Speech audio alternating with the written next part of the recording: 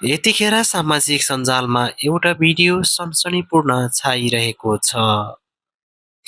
Gen Z आन्दोलनमा तहस-नहस भएका सबै सरकारी सम्पत्तिहरू आगो झैँ दन्किरहेको बेला हिजो सर्वहारा वर्गा झैँ जनयुद्धका नारा बोकी हिँडेको प्रचण्डको घरबाट ट्रकका ट्रक पैसा बाहिरिएको खबरले आफूसँगै हुमेका जनयोद्धहरू रिसले रातो पिरो भएको छ।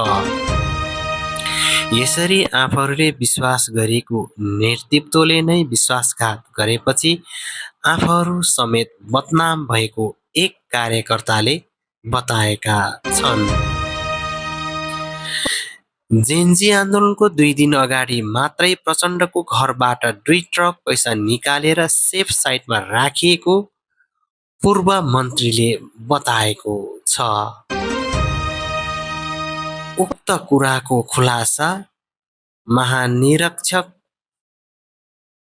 देवेन्द्र सुवेदीले बताएका छन्। स्मरण रहोस्, जेनजी आन्दोलनकै क्रममा पूर्व सभापति या पूर्व प्रधानमन्त्री शेरबहादुरको घरमा थुप्रै पैसा जलेको भिडियोहरू छ्यापछ्याप्ती पाउन सकिन्छन् र प्रचण्डको घरमा पनि।